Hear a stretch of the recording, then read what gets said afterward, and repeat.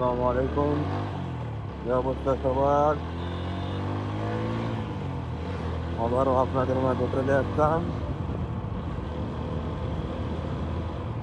আজকে বের হলাম কিছুক্ষণ আগে।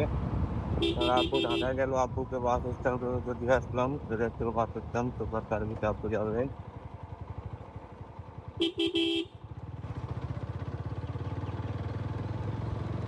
এখন আবার বাড়ির কোথায় দেখতেছি, বাড়ির দিকে রওনা হলাম। এদের মধ্যে আমাদের বাড়ির যাওয়ার সময় দিয়ে একটা রাস্তা পড়ে না, রাস্তার অবস্থা এত বাজে। এটা সবাইকে দেখানোর জন্য ক্যামেরাটা ওপেন করতে হবে। দেখেন, শুরু থেকেই শেষ পর্যন্ত কি পরিমাণে ভাঙা রাস্তা,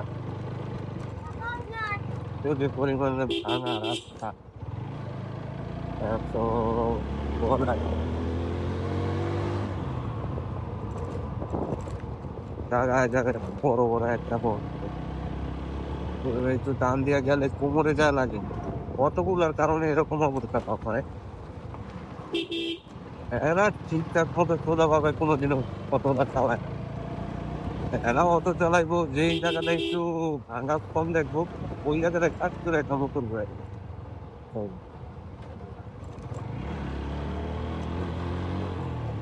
অটোওয়ালাদের কথা তার বোঝা লাভ নাই। আর এই যে ভ্যানালা গুলা, এগুলো এক্সচেঞ্জ থাকতে করে ভাঙার ভিতর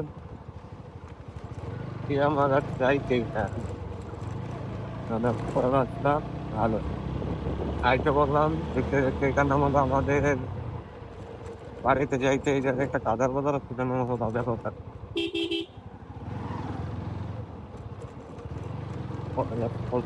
অনেক ছোট, কিন্তু তখন সময় অনেক লোক থাকে। বাজারে যে এত পরিমাণে লোক, আর এই জায়গায় গাদার বাজার নিয়ে কিছু বলার নাই। কারণ এই জায়গায় নাকি অনেক আগে একটা দোকান ছিল, সে একটা মুরব্বী লোক শুধু গাঁজা বিক্রি করতো,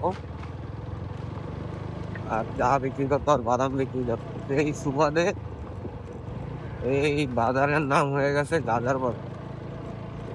কিন্তু এই বাজারটার নাম চেঞ্জ করার জন্য অনেক চেষ্টা করছে, কিন্তু কোনোভাবেই এই বাজারটার নাম চেঞ্জ করতে পারছি না। আর আশা করি কোনোদিন হবেও না এই বাজারের নাম চেঞ্জ। কারণ যেটা পুরোনো নাম ওইটাই কিন্তু থাইকা যায়, নতুন একটা নাম চাইলেও কিন্তু পালান যায় না। সবাই যে যাত্রীকে জিজ্ঞেস করে কোন বাজারে যাস, গাজার বাজারে যাই, এটা গাজার বাজার। এই কথাটা সবার আগে ভাইসে ওঠে।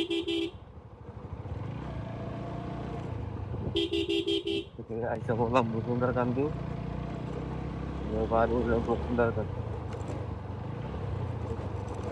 রাস্তা ঠিক হাতুড়ি।